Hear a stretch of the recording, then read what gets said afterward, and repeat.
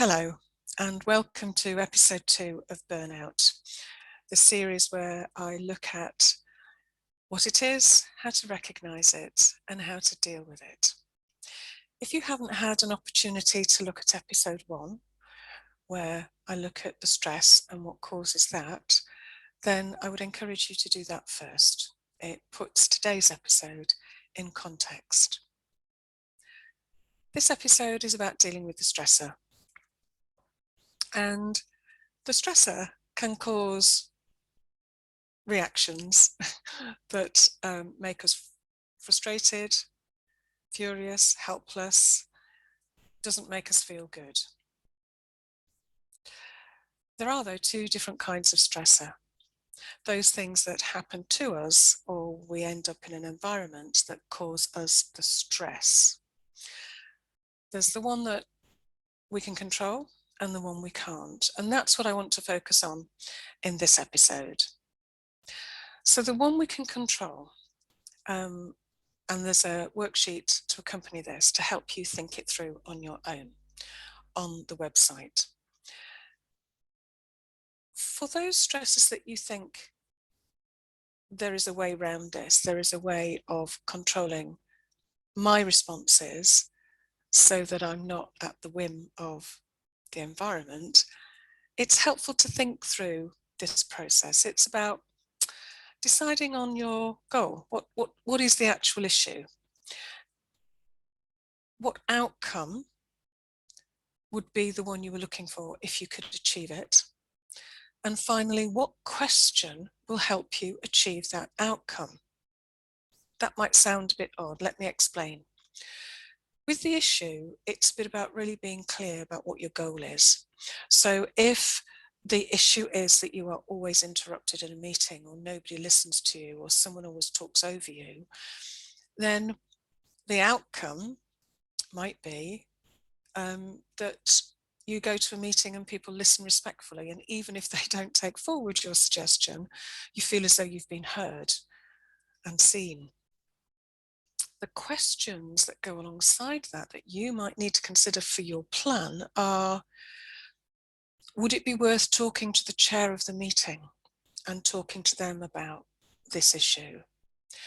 Who else could I talk to be an ally in the meeting? What could I say if the person interrupts that's appropriate during the meeting? So the question helps you formulate the plan that helps you achieve the outcome of the issue that you're trying to deal with. For those stresses that you can't deal with, you have to take a completely different approach, because it's about finding a way that you're comfortable with around the particular stressor. And the first thing to think about is, do I even want to bother? Is this an opportunity and a challenge that you think, okay, this may seem insurmountable, but I'm going to give it a go? Or is it feeling like too much of a threat that's then making you stressed and exhausted and not able to cope, and therefore you don't actually want or should be bothering about it? That's the question about how much longer will I persist. And the second worksheet, again on the website that you can access, is about listing the short-term and long-term benefits and risks to persisting with your plan. And the reason that's in there is we can persist and we can persist, and that's a great attribute. But after a certain point, our brains recognize that we're not getting anywhere, and they give up. We give up. And if that becomes a pattern of behavior called learned helplessness, it can be very damaging, because what happens is we carry that behavior forward into any other situation that becomes difficult or stressful. So it's not a helpful position for us to get used to being in, and therefore we have to make some tough choices about whether it's worth the effort or it isn't. How much longer will you persist? Therefore, what does success look like for you? And that's linked to the benefits and risks exercise on the worksheet. And then it's rethinking, when does that goal or plan move from attainable, yes, I can find a way around this, to unattainable, no, I should give up now. That's a really hard thing for us to even contemplate. But sometimes we have to, when the stress and the stressor that's causing that stress and everything else you've tried is not helping you feel better and cope with it. You're in an unwinnable situation. So dealing with the stressor, my 6 top tips. The first thing is that recognize that you're not the problem. It's out of your control. You can only control yourself and find ways of keeping yourself safe and staying strong and resilient.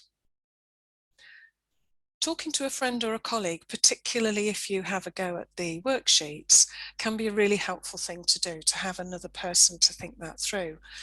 If your organisation or you don't have anybody that you feel comfortable talking to about that, that's what I'm here for. And you can drop me an email and we can have a 30-minute no obligation chat where I will talk to you about your findings, your thoughts, what you're thinking about, and help you find a way through it.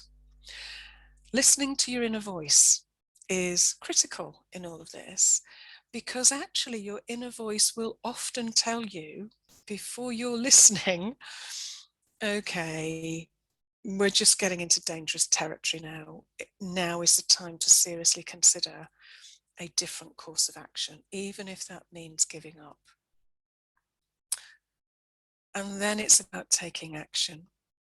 And to take action, you really need to be brave and courageous. None of this is easy, I recognize that. It is about you taking back control. And that can feel very scary and produce its own stress. But remember, sometimes you can't do this on your own, and that's okay. I can help. If you want that, then book a 30-minute chat with me, email me.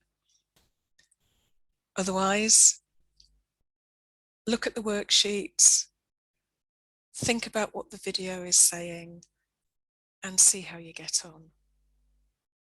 I look forward to talking to you again in episode 3, where we talk a lot more about taking back control. In the meantime, stay safe, and thank you for listening.